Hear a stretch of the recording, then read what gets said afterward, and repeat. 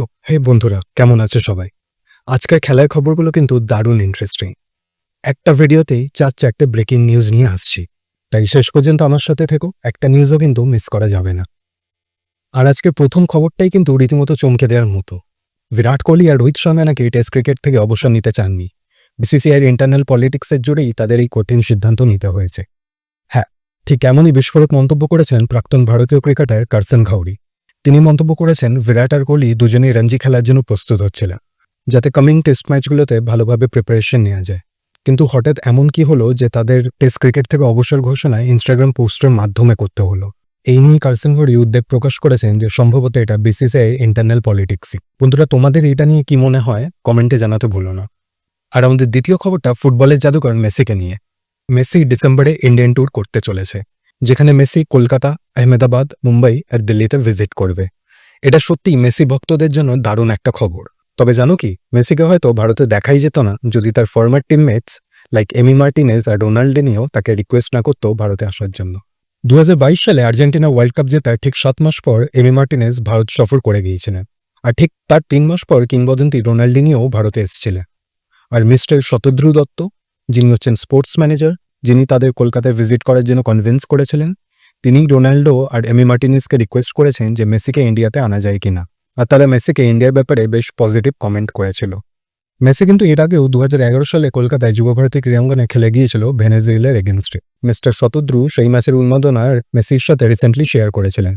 সাথে দুর্গাপুজোর থিমে 75 ফুটের স্ট্যাচু, যেখানে মেসি ওয়ার্ল্ড কাপ লিফট করছিল, এটা রোনাল্ডিনো 2023 ইনঅগারেট করেছিল, সেই ছবিও দেখিয়েছিলেন। আর মিস্টার শতদ্রুর মধ্যে মেসি এই ছবিগুলো দেখে বেশ থ্রিল্ড হয়েছেন আর ভারতে আসার সম্মতি জানিয়েছে। শোনা যাচ্ছে কলকাতাতে মেসি একটা 7 সাইড ফুটবল ম্যাচ খেলতে পারেন, আর এখানে তার একটু স্ট্যাচু রিভিল হওয়ার কথা। ভেন্যু কোথায় হবে তা এখনো ঠিক হয়নি, তবে শোনা যাচ্ছে একটা গোট কনসার্ট এবং একটা গোট কাপ বলে একটা টুর্নামেন্ট হতে পারে, যেখানে মেসির সাথে পার্টিসিপেট করতে পারে সৌরভ গাঙ্গুলি, ভাইচুং ভুটিয়া, জোয়ান আব্রাহাম এবং লিয়েন্ডার পেজের মতো তারকারা। টিকিটের দাম সম্ভবত 3500 টাকা থেকে শুরু হবে। তো মেসি ভক্তরা এই সুযোগ আর ছেড়ো না।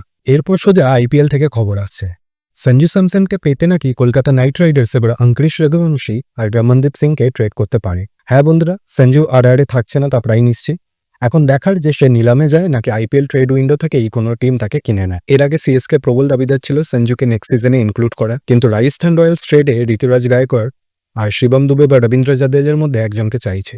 অবভিয়াসলি চেন্নাইকে মানতে রাজি নয়।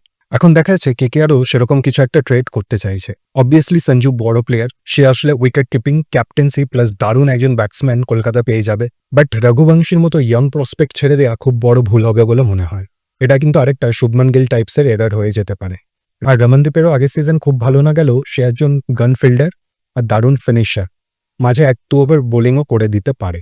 ইনফ্যাক্ট রাজস্থানের টিমেরও সেই অর্থে ব্যাটসম্যান দরকার নেই, তাদের বরং ফোকাসটা বোলারদের উপর নেয়া। তো রঘুবংশী আর রমনদীপ ট্রেডটা এই ইস্যু সলভ করতে পারবে না। তো দেখা যাক এরপর কি হয়, আমাদের সবার নজর থাকবে, আর কিছু আপডেট হলে আমি অবশ্যই জানিয়ে দেবো। বাট সঞ্জু কলকাতা গেলে তোমাদের কি মনে হয় সেটা কমেন্টে অবশ্যই জানিও। আর পরের খবরটা আবার ফুটবল নিয়ে, যেখানে মোহাম্মদ সালাহকে কান্নায় ভেঙে পড়তে দেখা গেল।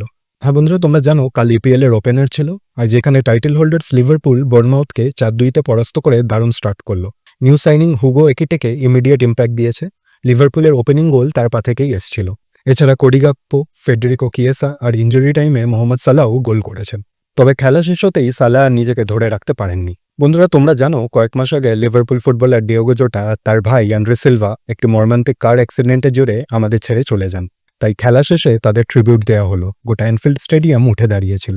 তখন মোহাম্মদ সালাহও ইমোশনাল হয়ে পড়েছিল। সত্যি লাস্ট সিজনে যেই প্লেয়ারটা সালাহদের সতীর্থ ছিল, সেই প্লেয়ারটা এখন আর নেই।